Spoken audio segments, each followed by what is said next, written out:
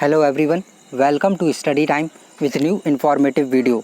Allahabad high court से RO/ARO 2021 की जो वैकेंसी है, जिसका इंतज़ार बहुत लंबे समय से बच्चे कर रहे थे कि आखिर ये जो वैकेंसी है वो कब आएगी। तो ये जो भर्ती है वो आ चुकी है और अच्छे खासे इसमें पद हैं। 350 ARO के 46 RO की जो वैकेंसी है वो उसका नोटिफिकेशन जारी कर दिया गया है। तो अभी तक आपने अगर इसका फॉर्म फिल नहीं किया है तो जल्दी से जल्दी इसका जो फॉर्म है वो फिल कर दें और अंतिम तिथि का इंतज़ार बिल्कुल भी ना करें कि अभी तो लास्ट डेट काफ़ी दिन है तो बाद में फिल कर देंगे। ऐसा ना हो बाद में अंतिम तिथि निकल जाए और आप चूक जाएं। तो पहले ही इसका जो फॉर्म है वो फिल कर दें। और अब बात करते हैं इसके सिलेबस की। तो लगातार कई बच्चों ने क्वेश्चन पूछा है कि इसमें जो इंग्लिश का सिलेबस है क्या उसमें बदलाव हो गया है, क्या इंग्लिश के अब उतने प्रश्न नहीं पूछे जाएंगे जितने कि पिछली परीक्षाओं में पूछे जाते थे। जो 50 क्वेश्चन आते थे इंग्लिश में, तो क्या अब इंग्लिश में 50 क्वेश्चन नहीं आएंगे? क्योंकि आपने देखा होगा कि पहले जो इसकी भर्ती थी वो किसी और एजेंसी से होती थी और इस बार NTO को चुना गया है और इस बार बहुत सी चीज़ों में बदलाव भी हुआ है। जैसे कि ऑनलाइन होगी ये जो पेपर होगा, एग्ज़ाम होगा, ऑनलाइन होगा। इसके साथ ही टाइपिंग भी आपकी उसी दिन एक साथ करवा ली जाएगी। तो बहुत सारे बदलाव हुए हैं। NTA की तरफ से जो सिलेबस जारी किया गया है उसमें, जो नोटिफिकेशन जारी किया गया है उसमें, तो इसी संबंध में बच्चों की भी क्वेश्चन है कि क्या इंग्लिश के सिलेबस में भी ऐसा कुछ बदलाव है।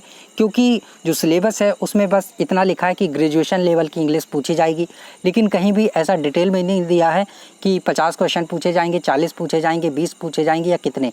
तो क्या इस बार बदलाव हो गया है? क्योंकि GS का तो एक एक चीज़ अलग अलग पॉइंट में करके बताया है कि ये पूछेंगे वो पूछेंगे, लेकिन इंग्लिश का केवल एक लाइन में लिखा हुआ है। तो एक लाइन में लिखा है तो क्या सिर्फ 15-20 क्वेश्चन ही पूछे जाएंगे या फिर इस बार वैसे ही पिछली परीक्षाओं की भांति 50 प्रश्न ही आएंगे? तो देखिए, इंग्लिश का अगर आप सिलेबस की बात करें या पूरे सिलेबस की बात करें तो पूरे सिलेबस में कहीं भी कुछ भी बदलाव नहीं है। जैसा पिछली परीक्षाओं में जो नोटिफिकेशन जारी होता था सेम वैसा ही नोटिफिकेशन इस बार भी जारी किया गया है। हाँ, कुछ चीज़ें बदली हैं, लेकिन जो सिलेबस की बात करें तो सिलेबस जैसा पहले रहता था सेम वैसा ही सिलेबस इस बार के नोटिफिकेशन में भी दिया गया है। लेकिन जो बच्चों के सवाल थे, बहुत सारे बदलाव हुए हैं, इसी वजह से लगातार आ रहे थे कि क्या इंग्लिश में भी ऐसा कुछ होगा। तो देखिए, अभी तक की जो जानकारी है कि आपका जो एग्ज़ाम है सेम उसी पैटर्न पर होगा, सेम उसी सिलेबस पर होगा। हाँ, परीक्षा ज़रूर ऑनलाइन है, लेकिन जो पैटर्न और सिलेबस है उसमें ऐसा कोई भी बदलाव जो है वो नहीं हुआ है।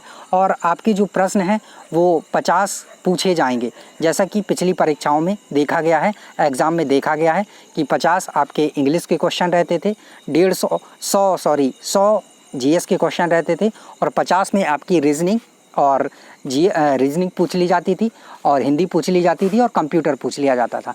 तो सेम वैसा ही रहने वाला है। तो जो भी बच्चे ये पूछ रहे थे कि इंग्लिश के सिलेबस में बदलाव हुआ है, क्या इंग्लिश में ऐसा कुछ पूछा जाएगा, कम प्रश्न आएंगे, तो ऐसा कुछ भी नहीं है।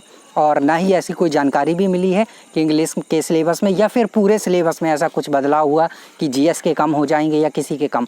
पूरा 200 नंबर का सेम वैसा ही पेपर होने वाला है, आपका एग्ज़ाम होने वाला है और उसी प्रकार आपको तैयारी करनी है। क्या अगर 20 नंबर का क्वेश्चन आएगा तो क्या आप इंग्लिश की तैयारी वैसे नहीं करेंगे जैसे पहले करते हैं? क्या अगर 15 या 20 नंबर या 40 नंबर का पेपर आएगा 50 की जगह, तो क्या आप वैसे नहीं पढ़ेंगे इंग्लिश जैसे पहले पढ़ते थे? पढ़ेंगे तो आप उसी तरह, चाहे 40 क्वेश्चन पूछे या 50 पूछ ले, लेकिन जो चीज़ है फिक्स है, पैटर्न और वगैरह सारी चीज़ें हैं, तो वो वैसा ही होगा जैसा कि पिछली परीक्षाओं में है। हाँ, नोटिफिकेशन में ऐसा कुछ नहीं दिया हुआ है, लेकिन जो पिछली परीक्षाओं में पैटर्न और सिलेबस था सेम वैसा ही बताया गया है। तो परीक्षा भी सेम वैसे ही होगी। एजेंसी बदलने से कुछ वैसा बदलाव ज़्यादा नहीं हुआ है कि एजेंसी बदल गई तो वो पैटर्न भी बदल देगी। अगर बदलना होता तो वो सिलेबस में जैसे उन्होंने सिलेबस दिया था वैसा ही पैटर्न में भी दे देते कि हम इस प्रकार पूछेंगे, लेकिन ऐसा कुछ नहीं दिया है। तो जैसा पिछली परीक्षाएं हुई थी सेम वैसा ही आपका पैटर्न रहने वाला है। तो आप लगातार पढ़ाई करते रहिए और अगर ऐसा कुछ होता है या कोई छोटी मोटी बदलाव होता है और जानकारी मिलती है तो आपको जो जानकारी है इसी चैनल के माध्यम से प्रदान कर दी जाएगी।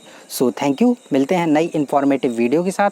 और अगर आप इस चैनल पर नए हैं या फिर आप इलाहाबाद हाई कोर्ट से संबंधित कोई अपडेट या नई अपडेट आती रहती हैं उनकी जानकारी लगातार चाहते हैं तो इस चैनल को सब्सक्राइब ज़रूर कर लें। Thank you.